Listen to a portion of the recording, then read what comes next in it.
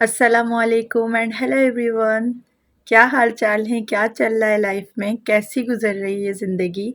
मेरी तो अल्हम्दुलिल्लाह बहुत अच्छी गुजर रही है एंड होप करती हूँ कि आप सबकी भी बहुत अच्छी गुजर रही हो।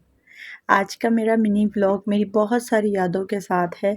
मीन्स बस मैं बता नहीं सकती कि मेरी वालदा की 4th बरसी है कल, रबीउल अव्वल के दिन।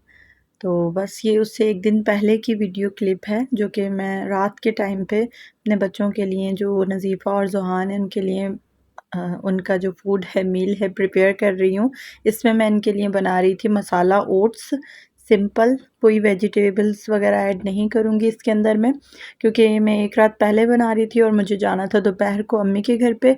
तो बस हमारी सुबह थोड़ी लेट होती है और फिर जाते-जाते तैयारी करने में, खाना बनाने का टाइम नहीं मिलता, इस वजह से मैंने अभी चढ़ा दिए थे। ये रात में बन के रख देंगे फ्रिज में और सुबह बच्चों को दे दिए जाएँगे दोपहर में मतलब। यहाँ पे ये जो मैं अपना हैंड ब्लेंडर लेके आई हूँ, बहुत माशाल्लाह से काम आ रहा है हर चीज़ में। और ये मैंने थोड़ी-सी दाल भी डाली थी इसके अंदर ओट्स में और कुछ ओट्स डाले थे। बस बहुत सारा पानी चढ़ा के डाल के मैं इसमें चढ़ा के इसको चली गई थी और मेरी देवरानी ने इसको फिर चेक करके बंद कर दिया था। अगले दिन मैंने ये वहाँ पे ही पूरी इसी तरह से ही ले गई थी पतीली और ज़ुहान के लिए निकाल दिया था। बस यहाँ से उसके बाद कमरे में आई तो बच्चों के साथ टाइम स्पेंड किया।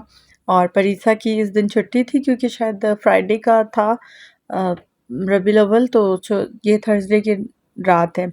और फिर मैं इनके साथ एक्टिविटी में लगी और हमारे साथ साथ नज़ीफ़ा भी लग गई। और मैं ऐसी आर्ट कर रही थी, थोड़ा सा पेंसिल पकड़ने का ट्राई कर रही थी, क्योंकि बहुत टाइम हो गया है हाथ में पेंसिल ना लो ना, तो मुझे ऐसा लगता है कि मैं भूल ना जाऊँ, लेकिन ज़ाहिर बात है नहीं भूल सकते आप। उसके बाद ये नेक्स्ट डे क्लिप है सुबह मॉर्निंग का। मैं ब्रेकफास्ट बना रही हूँ यहाँ पे अपने फैमिली मेम्बर्स के लिए।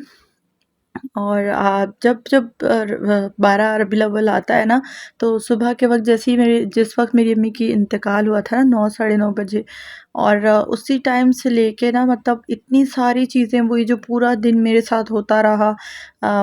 जैसे मुझे ख़बर आई थी अम्मी के इंतकाल की और सडन उनकी डेथ थी बिल्कुल, तो एकदम से वो शॉक सा लगा था। तो वो चीज़ ऐसे लगता है कि अभी भी वैसा ही सब कुछ चल रहा है और एकदम से लगता है कि वो चीज़ गुज़री ही नहीं है कभी भी, गया है ही नहीं वो वक़्त, अभी भी चल रहा है वो मेरे साथ। और मैं उसको बयान नहीं कर सकती कि किस तरह से मैं अपनी उन थॉट्स से निकलती हूँ और किसी और तरफ अपना माइंड डाइवर्ट करने की कोशिश करती हूँ। आज तो मैं ये जब वीडियो क्लिप बना रही थी, तब भी मेरे दिमाग में यही सब चीज़ें चल रही थी कि मेरे पास इस टाइम कॉल आई थी और मैं इस टाइम गई थी अपने हस्बैंड के साथ, अपनी बेटी के साथ। और एकदम से था कि ख़बर आई है तबीयत ख़राब है, थोड़ी देर के बाद पता चला कि बस इंतकाल हो गया। और आप कुछ भी नहीं कर पाते, क्या कर सकते हैं आप। ख़ैर, बहुत इमोशनल टाइम था वो।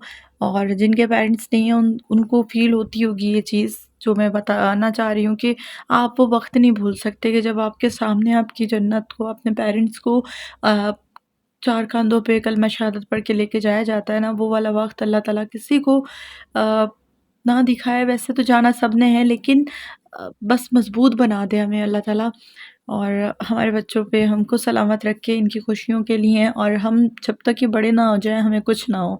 बस मैं तो ये दुआ करती हूँ कि मैं अपने बच्चों को जब तक वो बिल्कुल अपना अच्छे से ख़्याल रखने वाले ना हो जाए ना, मुझे अल्लाह ताला मौत नहीं देना बस आप।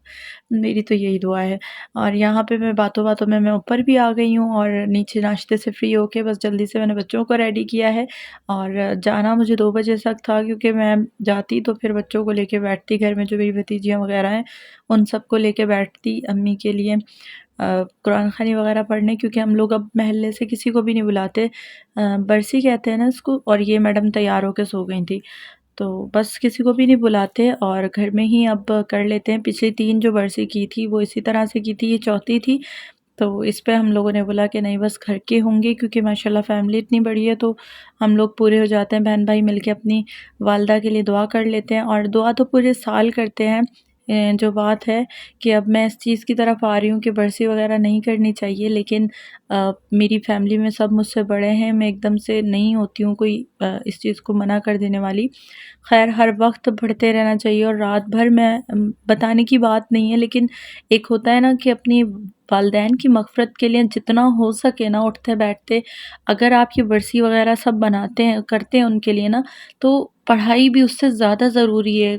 10 लोगों का खाना बनाना इतना ज़रूरी नहीं है, जितना आप अकेले कमरे में बैठ के अपनी वालिदा या वालिद के लिए पढ़ के उनको बख्श सकते हैं, ये ज़्यादा ज़रूरी है। जितना टाइम वेस्ट आप किसी को खाना बना के खिलाने में करेंगे ना, इतनी देर में आप उनके लिए पढ़ लेंगे। या खाना बना के खिलाना भी उनके लिए सवाब का बाइस बन सकता है और बनता है अगर वो आप गरीबों को खिलाएँ। ये नहीं कि आपने 10 जमा किए रिश्तेदार और रिश्तेदारों का ज़िक्र मैंने इसलिए किया क्योंकि हमारे यहाँ पे क्या होता है कि बहुत सारे लोगों को हम लोग जमा कर लेते हैं और वो रिश्तेदार ही होते हैं, ज़ाहिर सी बात है। और ऐसा नहीं होता कि उनके घर पे खाने को नहीं हो, फाके हो रहे हैं, हम लोग उनको खिलाते हैं। तो मेरा कहने का मकसद ये है कि जब भी आप अपने बच्चों की बर्थडे करें या फिर अपने पेरेंट्स के लिए कोई इस तरह का एहतमाम करें, तो ऐसे लोगों को ढूँढ के उन पे ख़र्च करें जिन पे ख़र्च करने पे अल्लाह ताला आपके माँ-बाप के जो नामा अमाल है उसमें इज़ाफ़ा करेगा। और बस नज़ीफ़ा मोहतरमा फ़िक्स होके लेट गई हैं मेरी भतीजी के झूले में और इनको इतना मज़ा आ रहा था इसके अंदर उतर ही नहीं रही थी। बस अम्मी के घर पे सब कामों से फ्री होने के बाद मैं थोड़ी देर छोटे भाई के रूम में बैठी हुई थी। मेरी बेटी खेल रही थी यहाँ पे मेरी भतीजी के साथ और इनका भी माशाल्लाह बर्थडे हुआ था तो काफ़ी सारे टॉयज़ फैले हुए थे इनके रूम में। और मेरा जो अपने टॉयज़ बचा रही थी नज़ीफ़ा से और नज़ीफ़ा दे नहीं रही थी उनको। और फिर ये मेरी सास माशाल्लाह अल्लाह पाक इनको सलामत रखे, इतनी मैंने किसी की ऐसी नहीं देखी है कि वो ऐसे मेहंदी लगाती हूँ अपनी पोतियों को। माशाल्लाह माशाल्लाह अल्लाह मेरी सास को लंबी उम्र दे। और वो मेहंदी लगा रही थी, मुझे बहुत अच्छा लगा ये देख के। फिर मैंने जल्दी से कैप्चर किया और ये देखें ये वाला झूला है, मैंने घर पे आके अगले दिन ये झूला भी निकाल लिया था। और यहाँ पे वो जो हमारे ज़ुहान साहब हैं वो भी लेट गए थे साथ में।